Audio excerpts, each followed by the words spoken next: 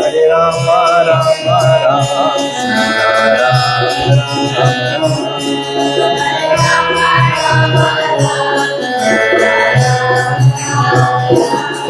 Hare Rama Rama Rama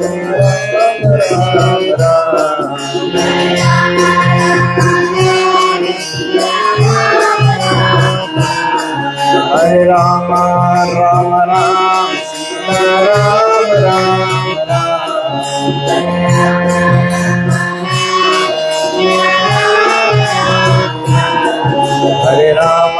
Rama Rama Rama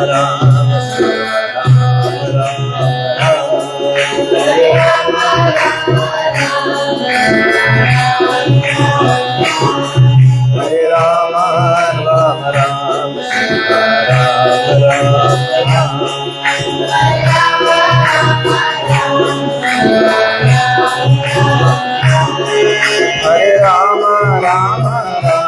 Sita Rama Rama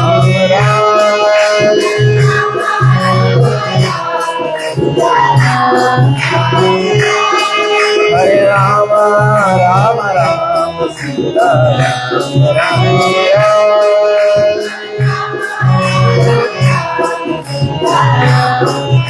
Hare Rama Rama Rama Sita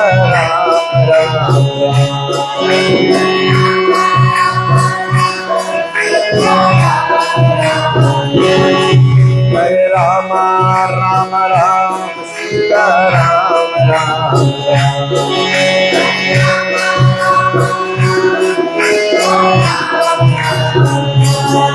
Hare Rama Rama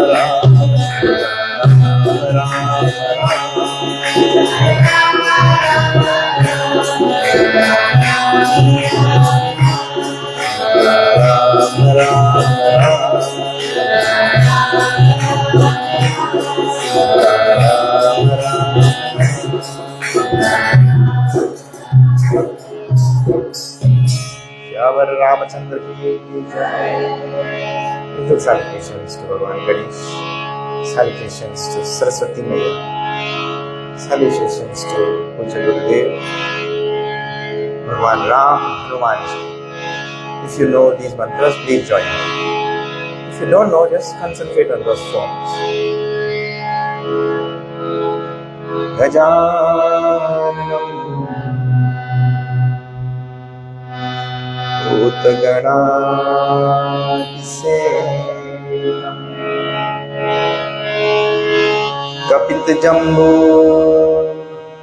Bhalasarakshanam Umasutam Shokavinashkaranam Namami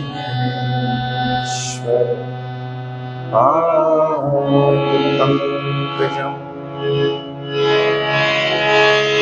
Ya Kunde Shadhamarthavala Ya Shubha Vastramrita Ya Vina Varadanda Mandita Kara Ya Shveta Padmasana Ya Brahmachyuta Shankar Prabhritibhi Devai Sada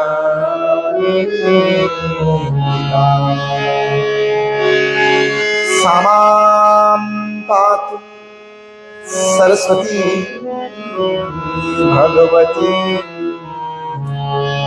Samam Patu Saraswati Bhagavati Nisheshjanya Paha Samast Jana Kalyan Niratam Karunamayam Namami Chinmayam देवं नमामि चिन्मयं देवं सद्गुरुं ब्रह्मवेद्वरम्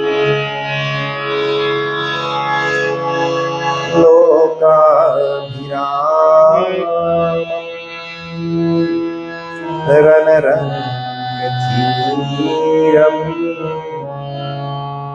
राजीवनेत्रम् रघुवंशनाथम्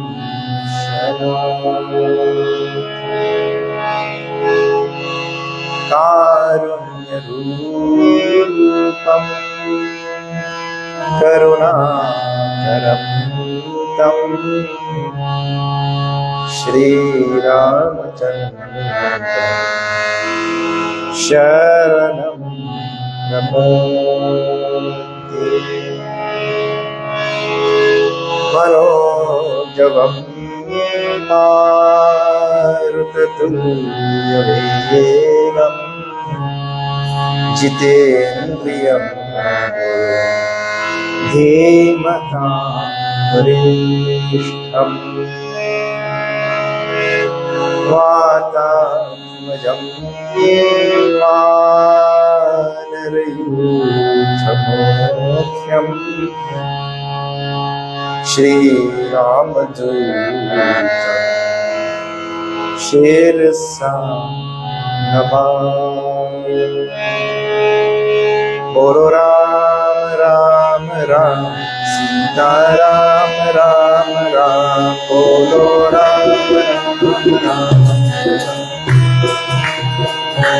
राजा राम राम राम सीता राम राम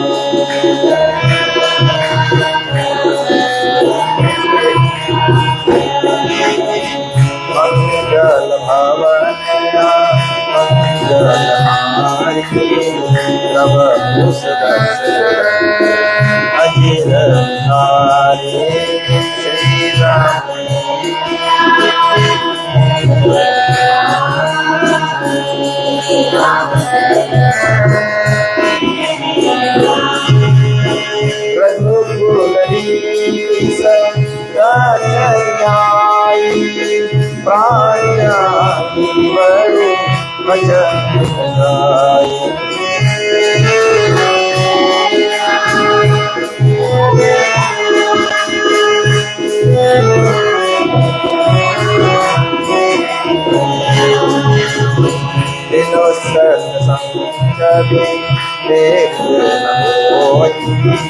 राम कृपा दुर्लभ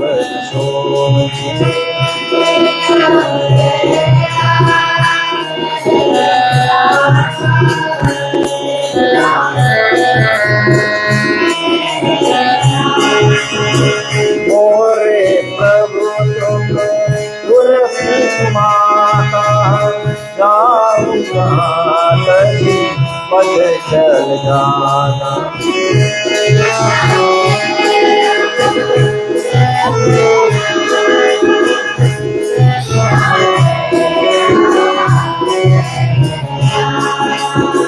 नहीं कली कर मन भगति राम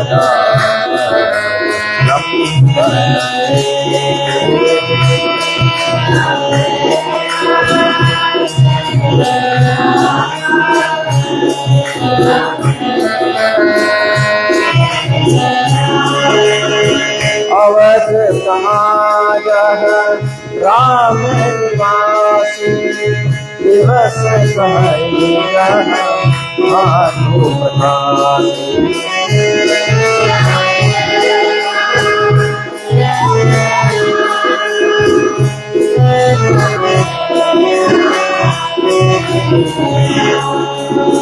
रामचरित मानस के नामा सुनत श्रवण पाइय श्यामा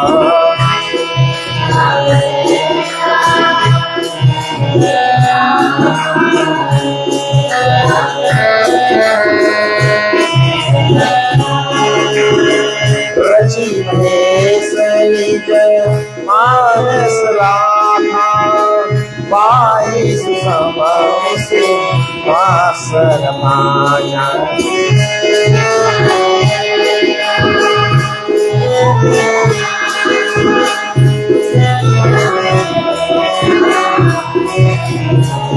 बोलो राम राम राम, राम राम राम।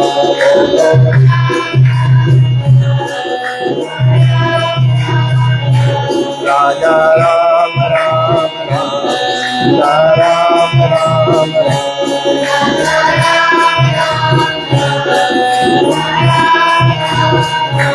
हरे Ram Ram Ram, Ram Ram Ram.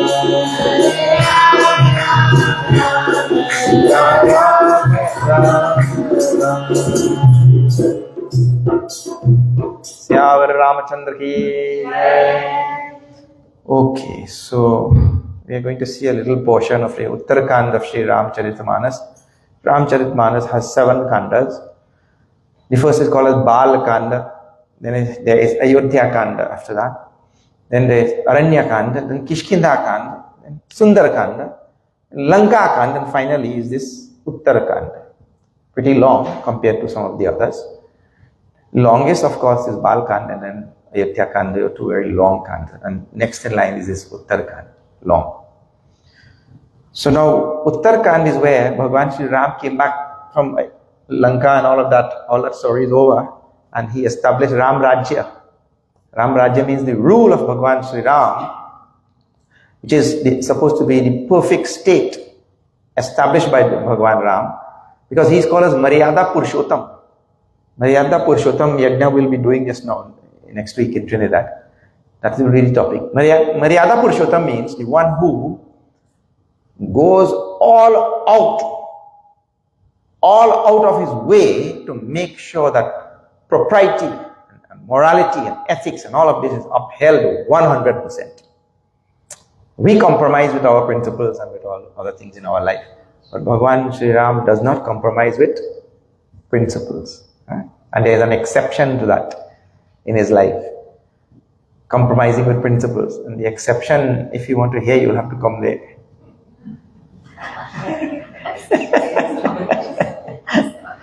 All right. Anyway, so Maryada Purushottam, Bhagavan Sri Ram established Ram Rajya in Ayodhya after returning from there, and he ruled for a very long time. So this is just after Doha number 42 in the Uttarakand. One day during his rule, Tulsidas Ji writes that he invited, now he's established king, so he invited all the people of Ayodhya and he gave them Upadesh. Upadesh means spiritual teaching. He imparted to them spiritual guidance to everybody. And so this portion where he is giving Upadesh to all the people of Ayodhya, it is called as Pura Jana Gita. Pura means city, Jana means people. And Bhagavan Sri Ram is giving teaching to all the people of Ayodhya. So it is called as Pura Jana Gita. So it starts after, if you have your Ramayana and you're following and all, after Doha number 42, I will start chanting. Since you don't have the verses in front of you, those of you, oh, it will be there, okay. So you all can follow along and all.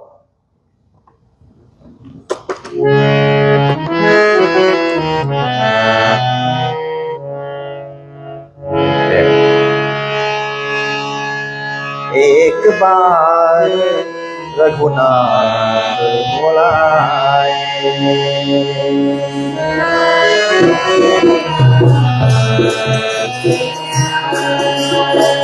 पुर द्विज पुरवासी सब आए,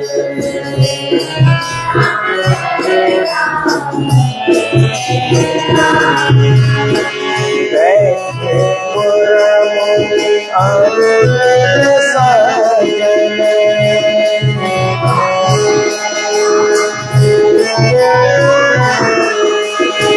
बोले बचन भजन भव भजन,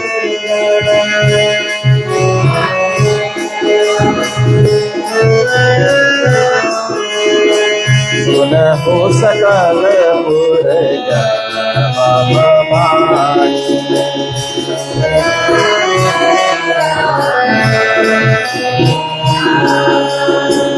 Kahunakatu mamata urahan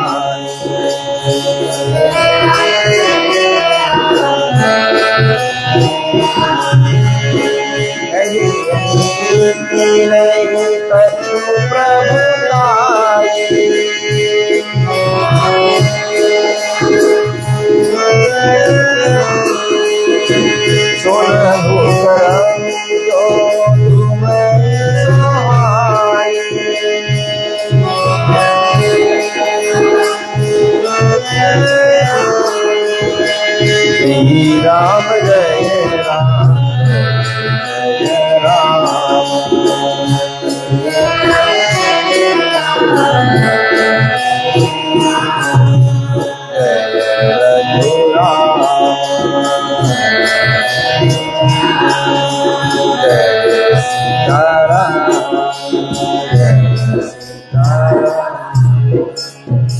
Siyavar Ramchandra की जय। एक बार रघुनाथ बोलाए। भगवान श्री राम, बोलाए means he invited all of them. He called them to come to the city, to the palace where he was staying. Then what? Who came? Gura. Who he invited? Gura means the Guru. Guru Vasishta was the Kula Guru of that whole family. Then Dvija, all the learned ones. Then Brahmanas means. Then Purabasi, all the people who lived in Ayodhya. Sab aaye. They all came. These are the people he called there. And it shows that Bhagavan Ram is just ruler. He cares for everybody. Purabasi means every common person in the whole city also. Those who lived in that city of Ayodhya. Then Baithe, Guru, Muni, Aru, Dvija, Sajjan, all of them sat. Sat down. Say Baithe, Guru means the Guru sat first. Means the Guru takes the first position for anybody. Guru always first. In our tradition, Guru is always first. So his name is given different. His is given first. Baithe, Satu, Guru, Muni, all the rishis, Aru, Dvija, Sajjan, all the Brahmana, all these very well-known people, Satsangis and all. Bole Bachana Bhagat Bhava Bhanjana. And Bhagavan decided to speak with them now. And Tulsidashi describes Bole Bachan, what he spoke, what words? Bhagata Bhava Bhanjan, to remove the bondage of all the devotees, bondage of samsara from all the devotees. And now see, this is immediately in the Purajana Gita, you see Prayojana, it's called Prayojana Shastra. Prayojana Shastra means the purpose for which Shastras are given. This Shastra is being given, Scripture is being given, and there's a purpose. There's a purpose for satsang, there's a purpose for this pravachan, there's a purpose for the Lord giving upadesh, there's a purpose for the Guru teaching. And the purpose is only one, and that is given here. Bhava Bhanjan, to remove bhava, to snap the bonds of bhava. And this is see, 2 letters only, bhava in Sanskrit, but it is such a big word.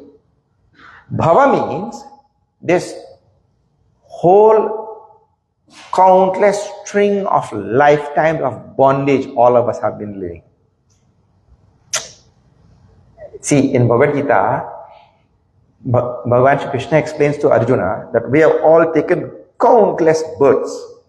Countless births. And from birth to birth, we have been going from one to the next. And when we say countless, when Bhagavan says countless in Gita, he means countless literally.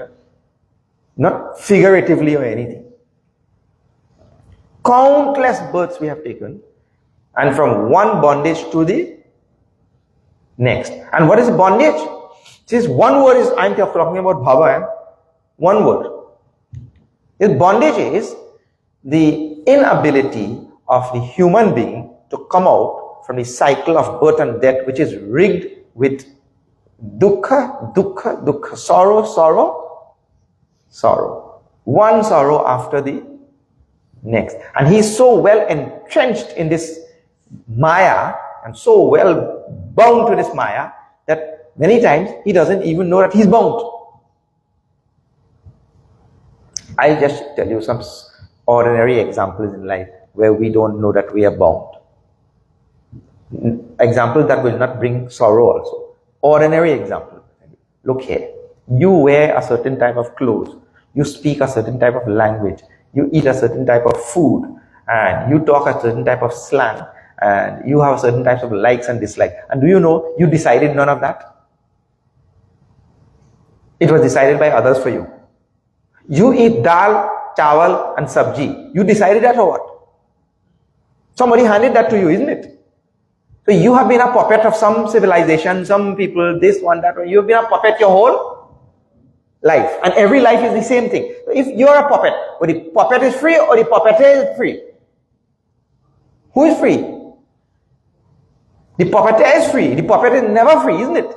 The puppet has to dance according to the...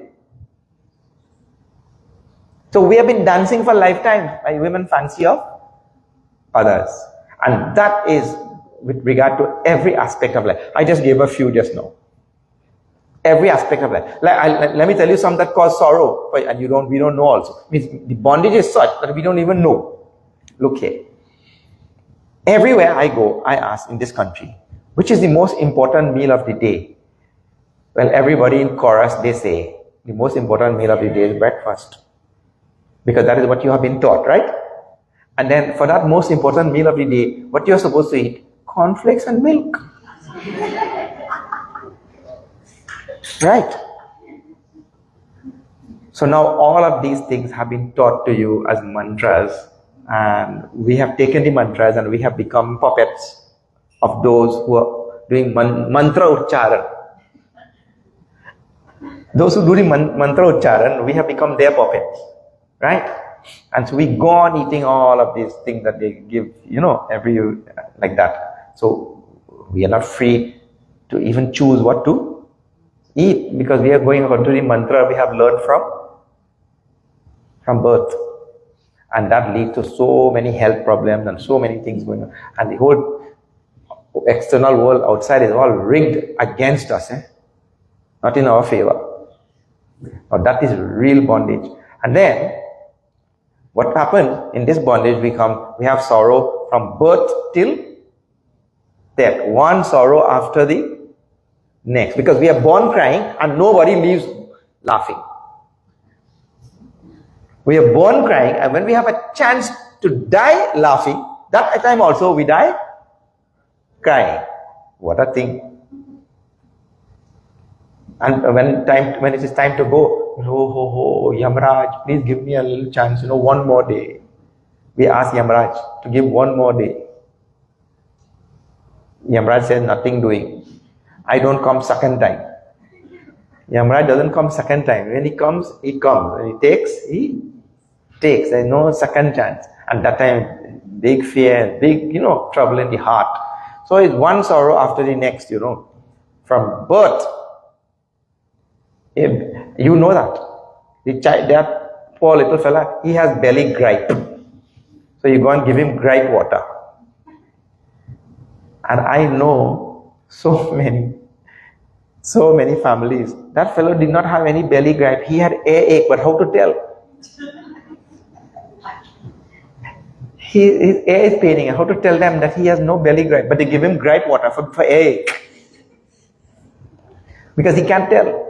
So it's sorrow from the time you are born, and one after the next. In school, all the children. Nowadays it gets worse, because now you hear, even, just now I had a camp in Trinidad, little children. Some of those children also said, I don't have any peace of mind. Little children also now say they don't have peace of mind. That is an amazing thing. When we were their age, we did not even know what is mind.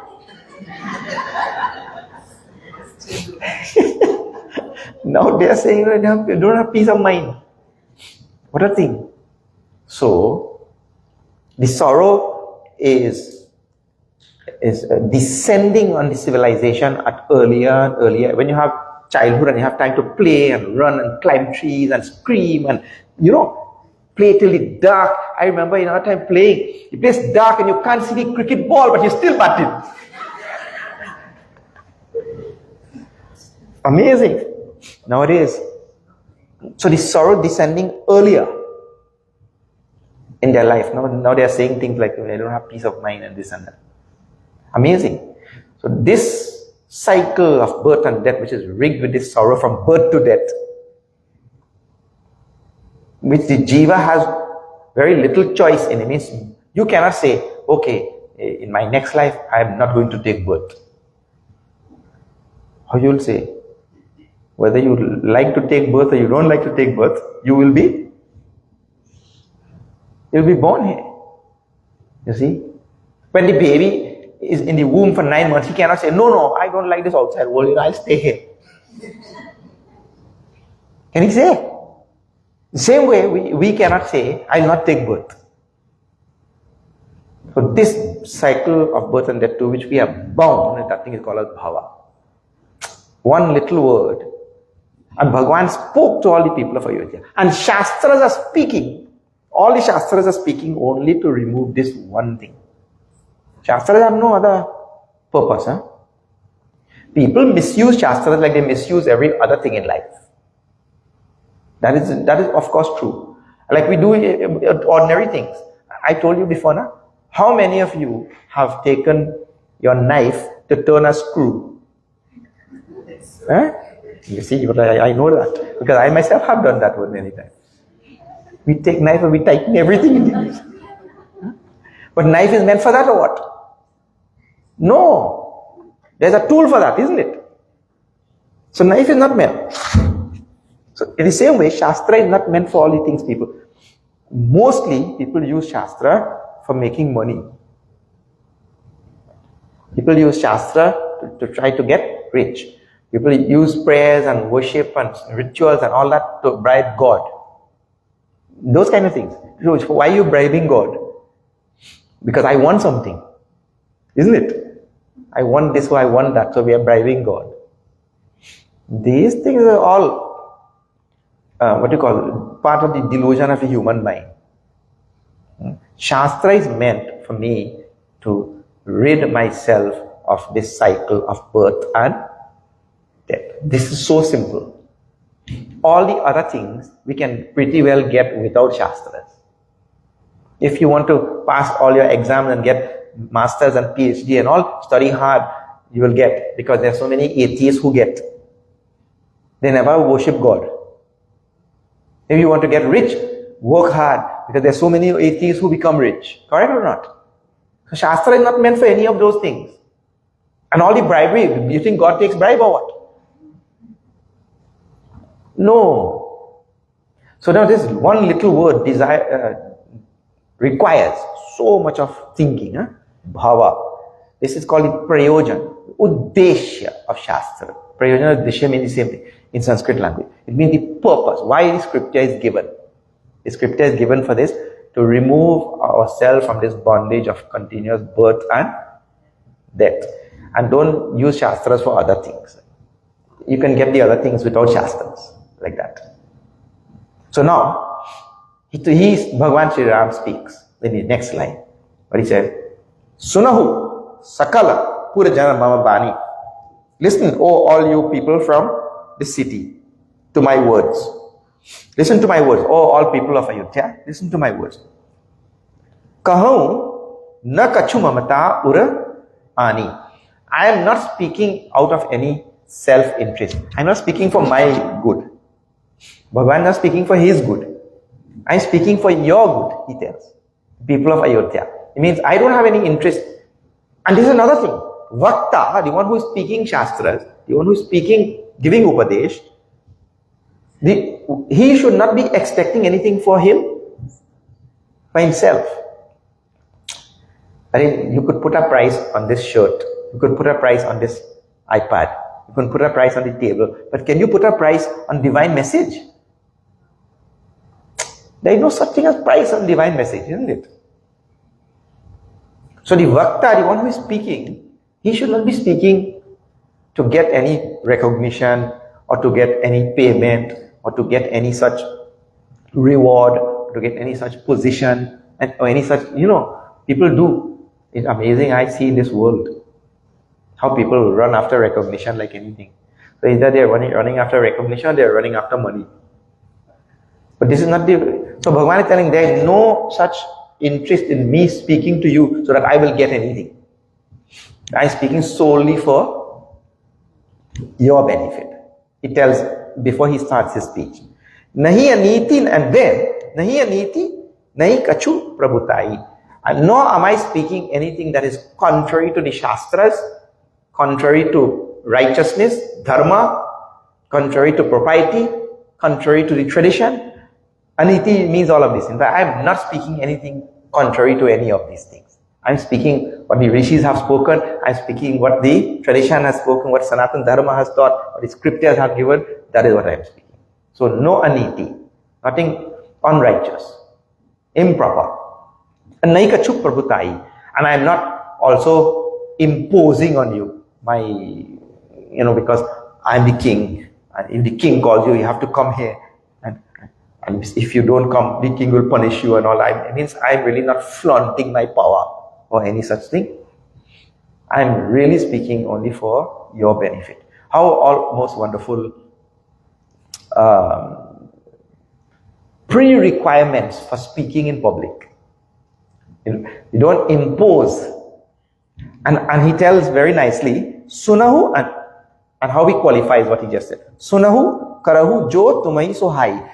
You listen, and if you like what I'm saying, then you follow. And if you don't like what I'm saying, then you don't follow. It means in Sanatana Dharma, even if the Lord is speaking, he still gives the freedom that if you like what I'm saying, you do it. If you don't like what I'm saying, you don't. Bhagwan also gives that freedom, only in Sanatana Dharma. In other religions of this world, if you don't follow what the Lord says, you are in real trouble. I'm telling. This is there in this Ramayana. Here you're seeing it directly. Sunahu, listen. Karahu jo tumai so hai. And you do if you feel that thing is, if you like it. And you feel that is good, you do it. And Bhagavan tells to Arjuna in Bhagavad Gita also. I'm telling you, Vimrishai tada sheshena, you think about it well. What I'm telling you, think about it well. And then, yatha ichhasi tatha kuru. As is your wish after you have thought about it, you do as you please. Where in religion you will find this type of freedom? Absolutely, because in Sanatana Dharma, the teaching is about mukti. Mukti means freedom. So you are free to do whatever you want. Listen, think about it rationally, logically, and then make your choice, and then you follow like that. Otherwise, you impose on people. Look here, any slight imposition,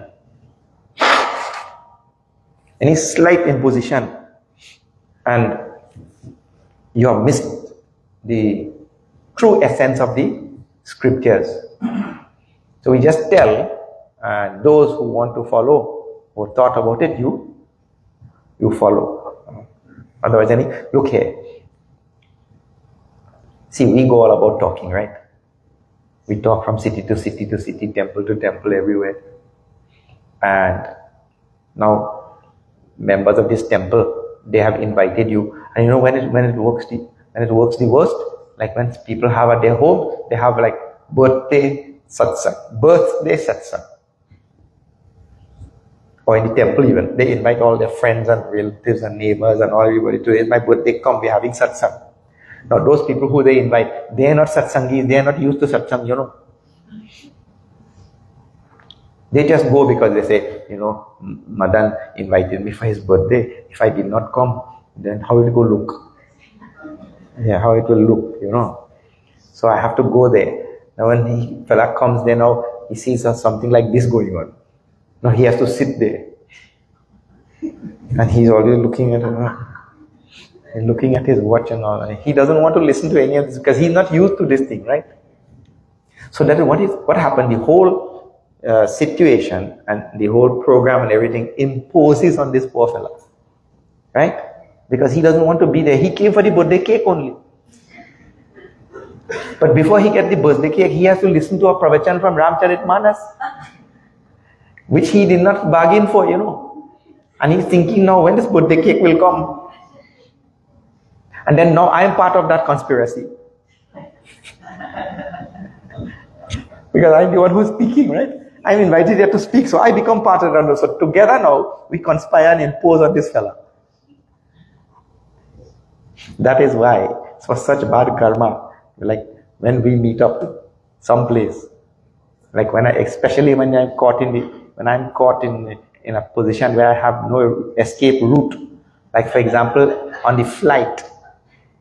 So the man next to me, he goes on talking. Because I impose and I make this fella listen for two hours at lecture. Right? So now at payback time, this fella in the plane now, and I can't go to the window. He talked 2 hours from Port of Spain to Toronto, 5 hours. So all these years of imposing on people, now I have to listen to this fella for 5 hours. So I'm going, Then the flight attendant came and started speaking something with him. So quickly I put my head and I went to sleep. When he got distracted, I put my head and I sleep now. Soon as the flight attendant left, he touched me. You sleeping?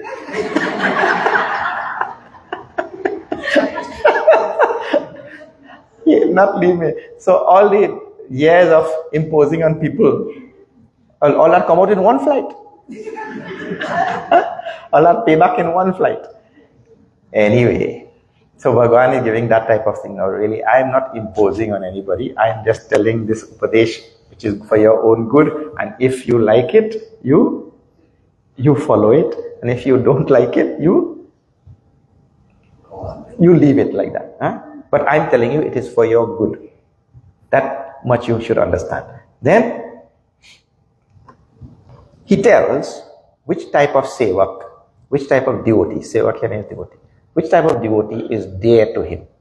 He tells in chapter 12 from number 13 all the way to the end of the chapter, 20 to verse 20, 13 to 20, he tells the same thing there in Bhagavad Gita. See here, who is dear to him? Shri Ram Jai Ram, Jaya Jaya Rama, Shri Ram Jai Ram, Shri Ram Jaya Ram, Jaya Jaya Rama,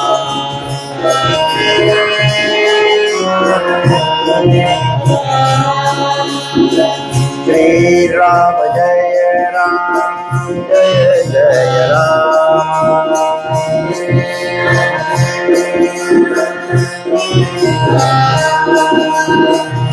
Shri Ram Jaya Ram, Jaya Jaya Rama,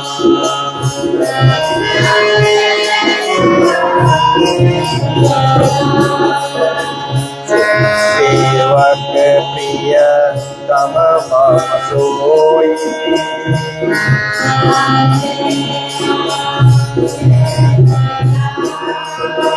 mama anusasan mane koi,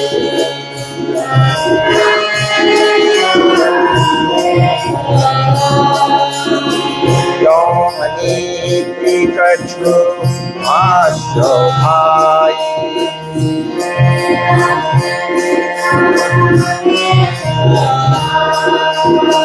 tom mohi marayahu bhaya visrai,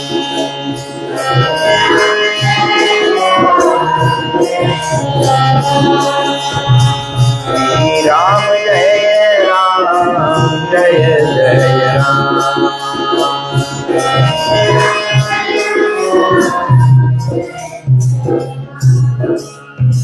Syavar Ramachandra ki jai. Soi sevak priyatama mama soi. This devotee is extremely dear to me. Which devotee? Now see, I want you to compare what you hear. See, you live in a predominantly Christian environment, don't you? I mean, Hindus are just a small, like 1%, if so much. So you live in an environment where you are outnumbered 99 to 1. So you will be hearing so many other type of teachings and all that kind of thing. And you see the teaching, how nice, huh? You're so fortunate to be born in this tradition and to be following this tradition. Soi Sevak, that Sevak is very dear to me. That devotee is very dear to me. Extremely dear. Which devotee? Mama Anusasan Mane Joi, who follow all the things which I have laid down, which I have taught. Those things which I have laid down, which I have taught, those people who follow those things, they are very dear to me. And there is nothing in that line which says, if you don't follow it, I'll send you to hell and you will burn forever inside. There is no such line, isn't it? And Bhagavan Ram is speaking with such nice... I love those people who follow. It is like a parent who tells a child something in the house. I love children who follow what I say, like that. That it doesn't say, the line doesn't say, if you don't follow what I say, I'll tie you to that post. There is no such thing. He said, Jao, and not only that, how gentle and how wonderful Bhagavan is. He says, Jao aniti kachu bhashao bhai. If I say anything which is improper, if I say anything which is contrary to Shastras, contrary to the Rishi's teaching, contrary to the tradition, if I say anything like that, Tau mohi barajahu bhaya bisarai, means cast out all fears from your heart and stop me. Now is the Lord, Maryada Purushottam Bhagavan Sri Ram, the Lord of the universe, Sarvagnya Sarvashaktiman Paramatma. He is telling, if I say anything wrong, you stop me. And we who have no power, now if we say anything wrong and anybody stops us, oh. Especially if you grow up in Guyana and Trinidad.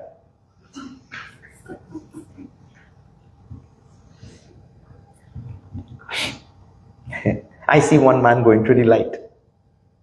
He's going through the red light. And another man shouting at him, hey, you can't see what the light red. This is Trinidad language. The other man who going through the light, he shouted back. His reply, what is this, your Farah light or what?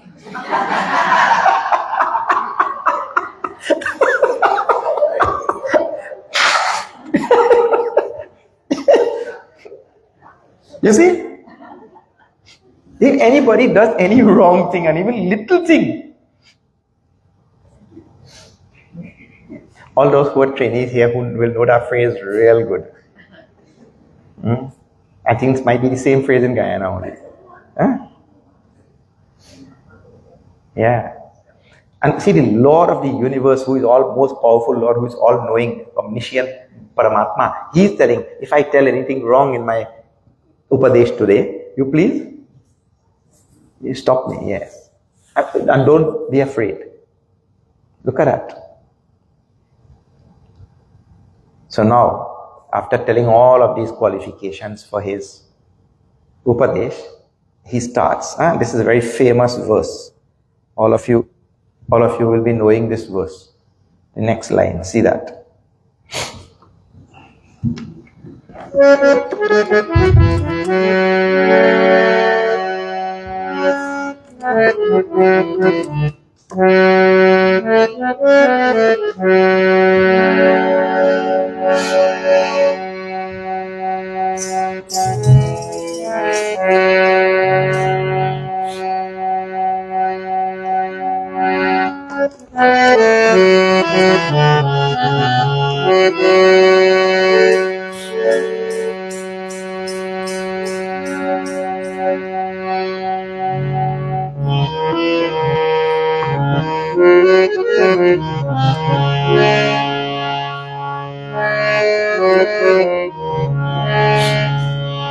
Shri Ram Jai Ram, Jai Jai Ram, Ram Jai Ram, Shri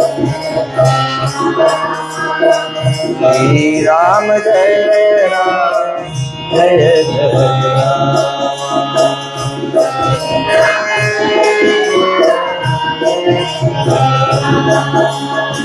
Bade bhagyaman Prakashananda Bhava.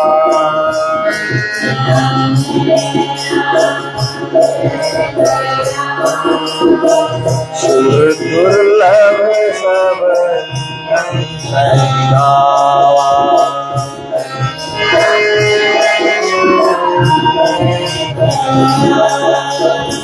Tanman naam moksha kar dwara.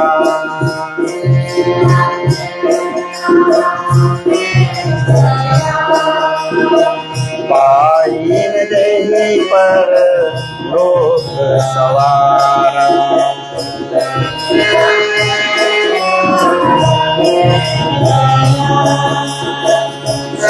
परत्र दुख पावै सेरा।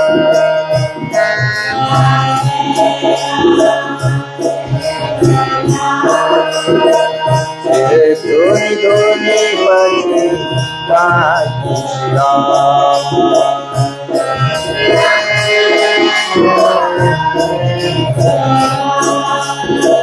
काल ही कर्म ही ईश्वर ही।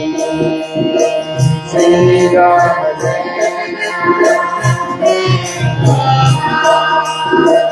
मिथ्या दोष लगाई श्री राम।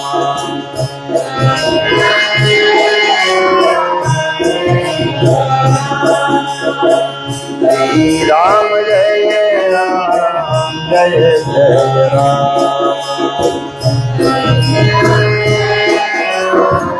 जय जय राम। सियावर रामचंद्र की जय। बड़े भाग मानुष तन पावा, सुर दुर्लभ सब ग्रंथन ही गावा. So fortunate we are to get this human birth.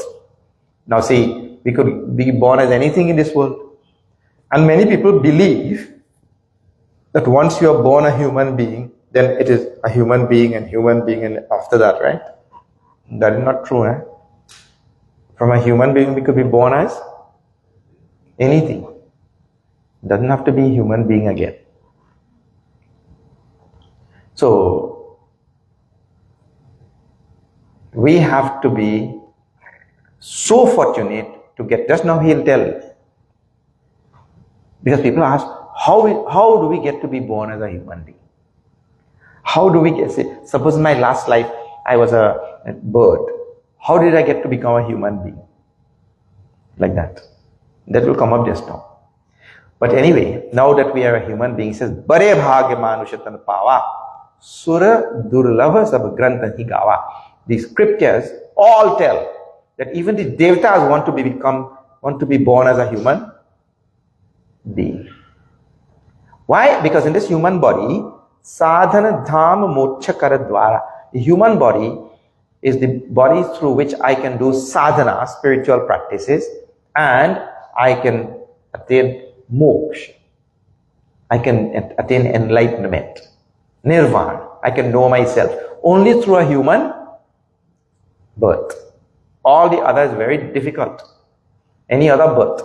Now there will be exceptions to everything, of course. But human beings are really wonderful also. If there's an exception for something, his human being, he always thinks he's the exception. The exception is already gone. Like you see in the life of Bhagavan Sri Ramana Maharishi. Even if you go now to that Tiruvannamalai there, Bhagavan had given moksha to a cow, this cow Lakshmi. So in a cow's body, there can be moksha. But that is the exception to the rule. And the exception already has gone. Yeah. We should not think that is the rule. So it is in a human body we can get. Why Indra and Agni and Vayu and all of them in Swarga, why they cannot get? Because these fellows are too much engaged in all bhog. Bhog, you know? All worldly, materialistic enjoyment. When you are enjoying, you think about God or what? And anybody is enjoying, they think about God? No. Dukh mein sumiran sab kare. Sukh kare na? Oi. Nobody think about God in sukha. Everybody think about God in dukkha only. So, they are only sukha, sukha, sukha. Only when they get in trouble. Like just now, last week we had Ganesh Utsav. So I was telling the story there of Madasur. Madasur came and beat him out. Indra and Agni and Vayu and threw them out from Swarga. They became vagrants on the street. Well, not street, they couldn't come out in the open also. They were hiding, They were hiding. So, that time only, now they remember God. Oh, better we go and worship Bhagwan, After you get dukkha, yes, when you get thrown out. Otherwise, no, they are only enjoying only. And Indra is there all the time. In enjoyment, people do all the wrong things also. For enjoyment, people do all wrong things. So, Devatas also cannot get moksha. Animals cannot get moksha. Means higher and lower. But human beings are well poised, right in the middle. So, moksha kara dwara, the line says. It is a doorway to moksha, this human body. And then now he starts telling the consequences. Suppose I don't use this human body to get moksha. Then what happens? From the next line. Pai na jehi paraloka savara, so paratta dukha avai. That when he leaves this body, he did not get moksha. When he leaves this body and he goes to the hereafter, wherever the hereafter is, it is one sorrow after the next. And then what? Dhuni dhuni pachitai. And then, oh, now he becomes sorry. I did not strive for moksha and I should have strived for moksha, And then he beats his head and laments. And then he blames everybody else. There's another thing about human beings. When they get sorrow, they blame everybody. Correct? When sorrow comes, we blame. No human being will say, well, that is my own karma, I am receiving the result of my own karma and let me accept it with grace. Prasad buddhi. It has come from Ishvara because that is what I offered to the universe and that is what the universe gave me back. Nobody, with this type of grace, nobody accepts. Anything bad happens to him. Oh, and especially in this country. You know which is the most favorite girl's name in this country? Sue.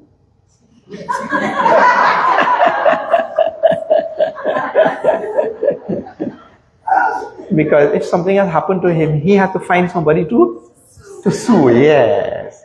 Somebody will have to be sued. So, nobody wants to accept their own mistakes and all that kind of thing. This is how the whole world is. And so he's in the second line of that doha, he says, Kalahi, Karmahi, Iswarahi, Mithya dosh lagai. Means to say, he blames time, he blames karma, he blames Ishvara, he blames that, see, he blames all the way till Ishvara also. I don't know why Ishvara is fighting me, I'm getting so much sorrow in my life. I don't know when it will end. And I was thinking about committing suicide. But that Swamiji said you'll jump from the frying pan into the fire. So that also is not an option. So I have no way out here. And I don't know why Ishvara is fighting me like that. In Trinidad language he says fighting. I don't know how you say here. The same thing. Ishvara is targeting me. Yeah, he's out to get me. So he's blaming Ishvara also. Karma he. He's blaming karma. Karma means I am facing all the bad karma and those people are getting all the good karma for some reason. So like that. I mean to say, he is not the cause of that karma. Somebody else is the cause. Like that. So he blames also. Kalahi. No, this is bad times, Maybe it's the time. Let me wait. He blames the time. This is a bad time. And people have all this kind of habit to blame the time and all that kind of. No. Wait till this president goes. Everything will be fine. That is the time. These are the times. And everything is a result of my own karma at one place. The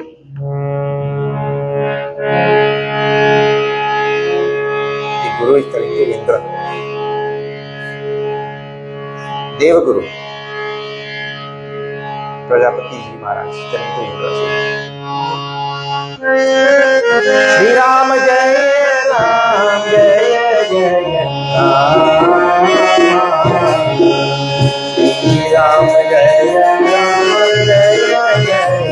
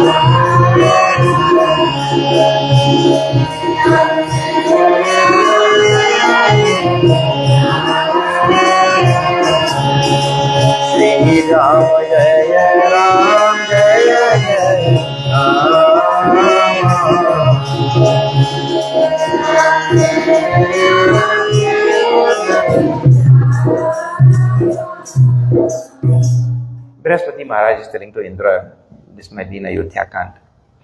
He says, Subha Aru Asubha means good and bad actions, good and bad actions. Subha Aru Asubha, Karama Anuhari.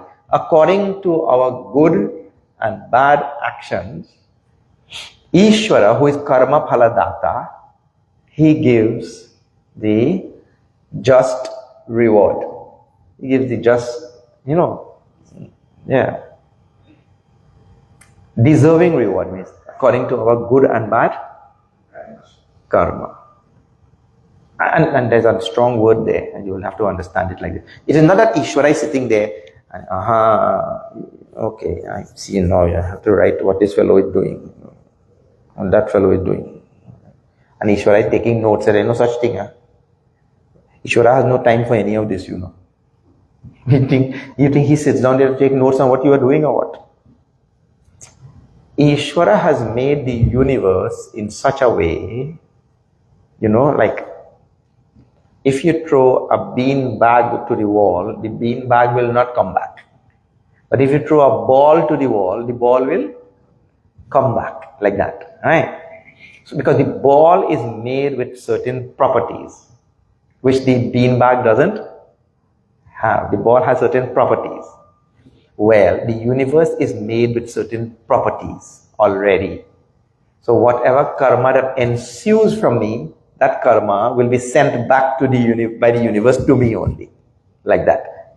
Everything is also already made with those properties. You don't have to do anything. Ishvara doesn't have to sit there and take notes and all. But we do have the idea of Chitragupt.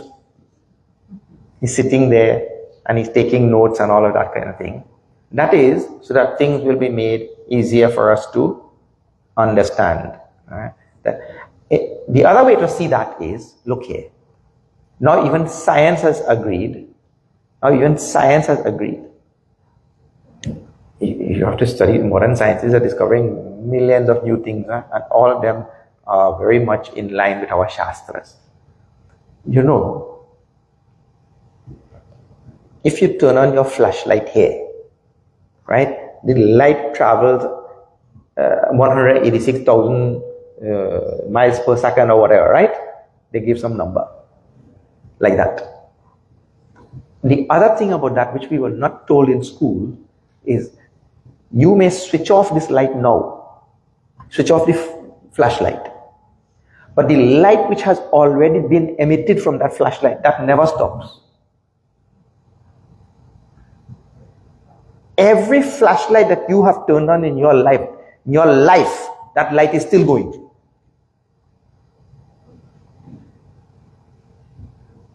And it never stops. For eternity it will go. Because the universe is infinite. So it keeps going. That is why in the sky, they tell now, science tells that there's a star which is non-existent. The star is not there anymore. But the star emitted light such a long time ago. When it was there, that light has now reached us here. And Earth is not the last place. It keeps going. The idea with that is whatever has occurred in this universe stays in the universe. There is no end, doesn't go anywhere. It is still there in the universe. And that goes for every light, every thought, every single thing. Nothing goes anywhere. Everything is there already. Nothing is either created nor destroyed. It is all there. So now, every karma which has ensued, emanated from me, that karma is there. So if it is a bad karma, it is there in the universe, and certainly it is going to come back. So Ishvara doesn't have to record anything. So the fact that it emanated from me and it is there in the universe, that is the record. It is already there in the universe. That itself is the record. And that principle is called as Chitragupta. Chitragupta means it is secretly there, hidden. Gupta. It's just you can't see it, but it is there. That is the idea. Huh? This sound is coming and going.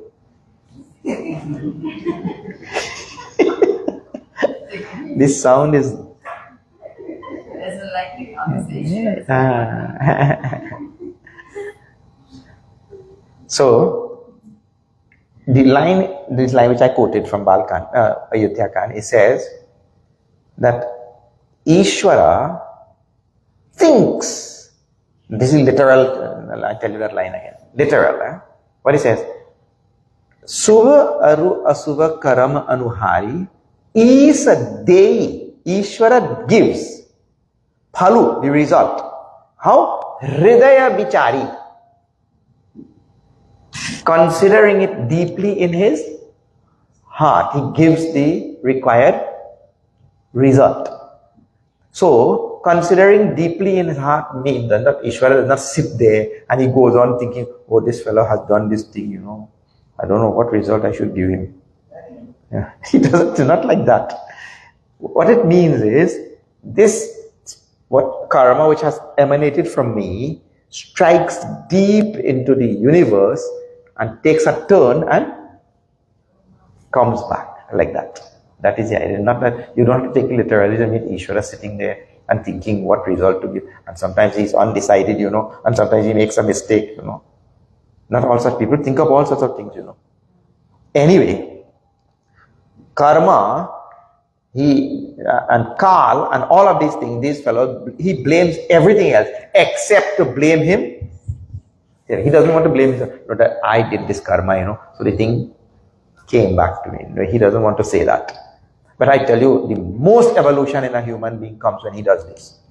He says, I am the one who is responsible for that karma. In the moment the person does that, evolution takes place in strides. So we have to be prepared to do this. Otherwise, you're living in a world where everyone encourages everybody else to blame everybody else. That's what the world we live in. Anyway, so now, he says, this person who has gotten this human body and doesn't understand these things, and doesn't strive for moksha, doesn't strive for enlightenment, he says, in the hereafter, wherever he goes, it is the same one sorrow after the next. So if this body is meant only for moksha, and just now I told you Shastras are only meant for moksha. Now Bhagavan Sri Ram is telling this body also is only meant for moksha. And he continues with that after number 43. Now this is what he'll tell. See.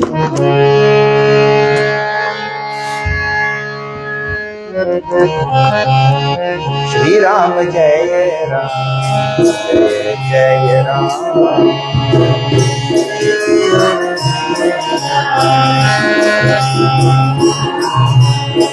Shri Ram Jai Ram Jai Jai Ram.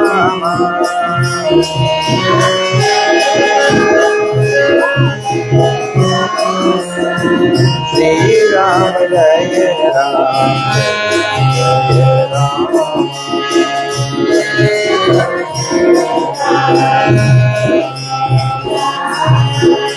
Kirtan kar phal vishayan bhai.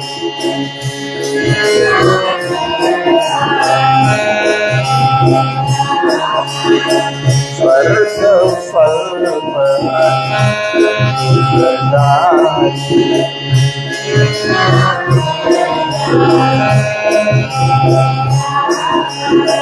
Naratan mai shayman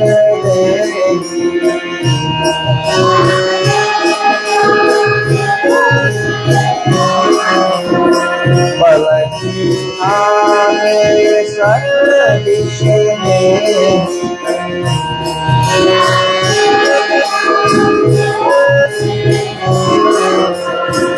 Sai kabahu bhalata ina koi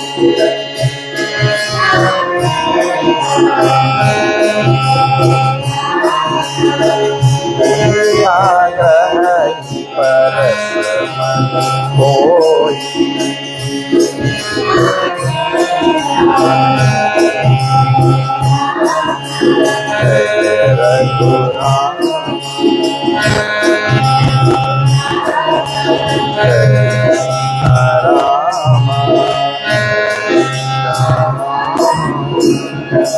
Syavar Ramachandra ki jai.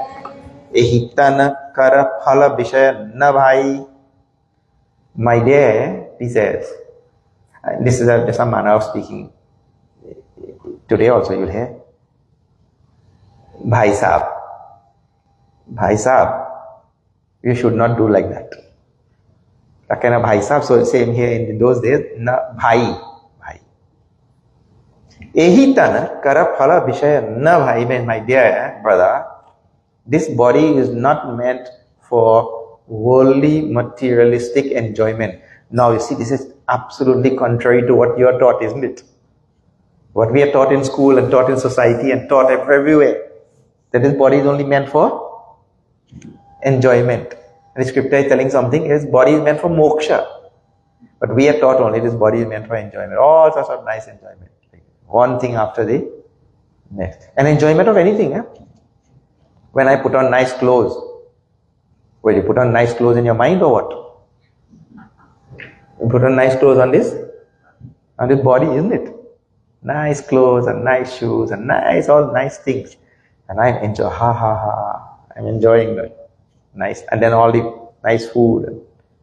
And the whole world today is about entertainment. We live in a world where entertainment is a multi-trillion-dollar business, isn't it? It's entertainment. Big things. And it is all of these things which are draining the whole earth, draining the resources and, depleting everything on the earth, because we are only engaged in Vishaya Bhog. See, the Vishaya word comes here.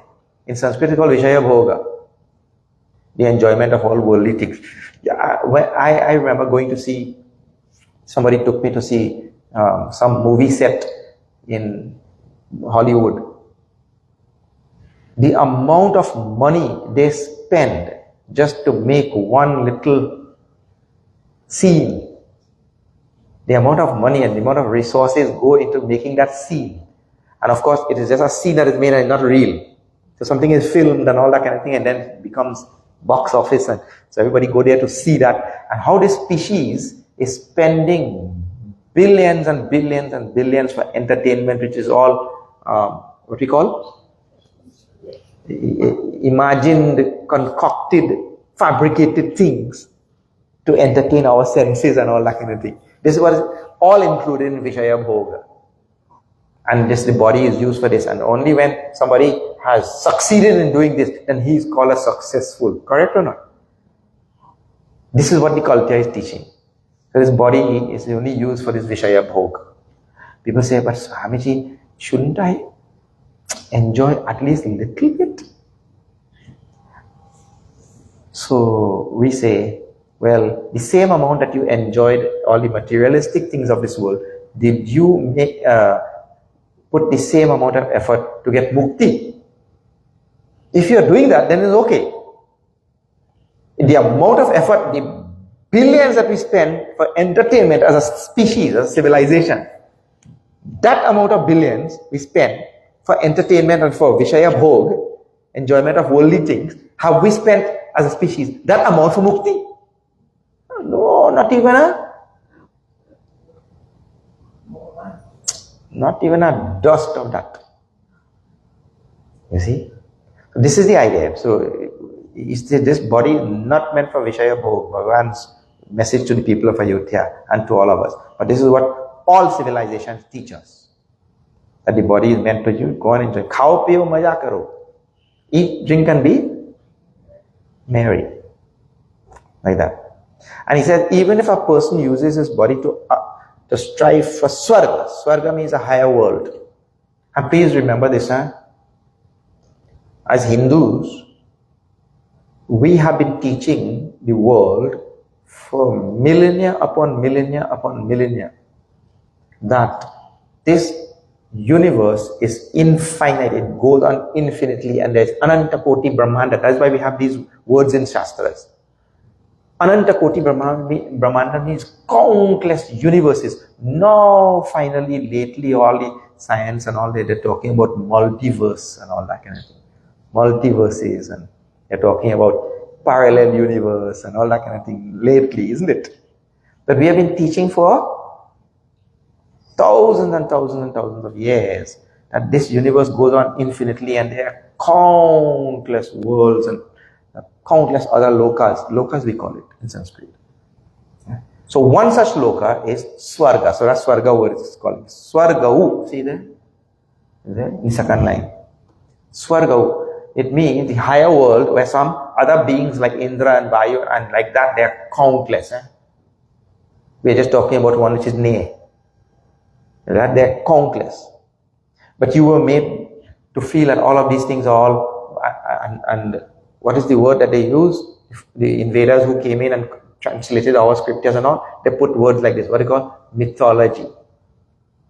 There is no such thing as mythology in Sanskrit and in our Sanatana Dharma. You have to remove that word from your vocabulary.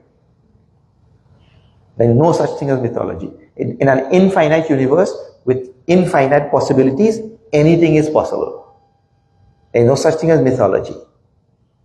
You think that if Paramatma, Ishvara, is infinite with infinite possibilities, is anything outside the capacity of Ishvara? No. When you have a limited, restricted view of God and all that kind of thing, then you take over God's work and then you start writing and imagining and thinking, telling the world all sorts of things like that. That is what has happened. But the rishis had no such interest in founding anything for followers. They just observed and told what is there. That is all. So, this Swarga is just the next higher world to our world, where there are some different classes of beings. And in Shastras, many worlds with different classes, Kinnaras and Gandharvas and so many different types of beings are there in other worlds and all, described in Shastras. Why do you think you are the only one in this universe? No such thing. Infinite universe with infinite number of beings and all that. So, he said, even if a person uses this body to strive for Swarga, he says Swarga also is Anta Dukhdai. Swarga also is limited. It will only last for a certain time. And Dukhdai, how Swarga will give Dukkha? Like this. Swarga lokam vishalam kshine punya martya lokam vishanti. Tetam bhuktva Swarga lokam vishalam. The person who goes there, Bhagavad Gita explains like this, he enjoys in Swarga. And when all his karmas are over, all his punya karma, because he had to do punya karma to go there. When the karmas are over, then what happened? When you go to your nice vacation in Europe and all your money is finished, then what? You have to come back here, isn't it? What you will do now? So, in the same way, when we go to Swarga and all punya karma finish, Kshine punya madhya lokam vishanti. We have to come back right here. And there is no saying that you will come back as a human being or come back as anything. You can come back as a donkey also. So the idea that I will use this body to go to Swarga, that also is told in the Shastras, that also is useless. And in many traditions of this world, including Sanatana Dharma, people strive to go to Swarga. That also is useless because, you know why this dukkadai? Look here. If a man is a millionaire and he does bad actions and he becomes a beggar on the street, right? He does bad actions and becomes a beggar on the street. And another person who was not a millionaire, he was very poor and he becomes a beggar on the street. Who gets more sorrow? The man who had nothing and he becomes a beggar, and the man who was a millionaire and becomes a beggar. Who gets more sorrow? Well, they are not naturally, isn't it? The fellow who was poor and had nothing, he said, "Hey, bhaiya, welcome. I was here in any case. I was waiting for you." But the man who was a millionaire, he comes from somewhere else. He used to live in a condo in Manhattan. Next thing, he's on the street begging. What sorrow he'll have? So in the very same way, the people who strive for Swarga, and then from Swarga when they fall here, well, that is way more sorrow than we who are already here. Isn't it? That is the idea. So dukkadai, when a person strives for Swarga and goes there, comes to an end and it gives him great sorrow. Because when he was in Swarga, he was flying in Pushpak Viman. It means an aerial chariot he was going on, isn't it? When he was there. And he could appear and disappear and all that kind of thing there. But when he comes here, what Pushpak Viman? He has to beat the traffic coming in. Normal traffic of this Pansiana. Bapre. Yeah. So we say, I'm used to the traffic already. Okay? I was telling them, look, this Pansiana, this Kissimmee has so much of traffic. No, Swamiji, don't worry, it will clear up just now. That means we are used to that thing, you know.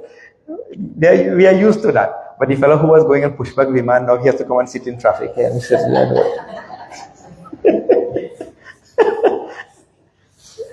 A lot of dukkha for him, you see. That is here. It's like that kind of thing, huh? Narat anupai pai vishaya manadehi palati sutha te satha vishalehi. The person who has gotten this human body and uses this human body only for worldly enjoyments, materialistic enjoyments in this world, he says, that is like palati sudha te satha vishalehi. He has given nectar. He's given nectar and he has taken poison. You have a nice bottle of honey and you will give somebody a bottle of honey and take a bottle of cyanide. What you will do with the cyanide? You go home and take a drink. Yeah. So this is this. So he said, the one who uses this body for worldly enjoyment, that is what he is doing. In the next line, how strong Bhagavan Sri Ram's words are. Sound, sound, sound, sound. Khatam ho gaya.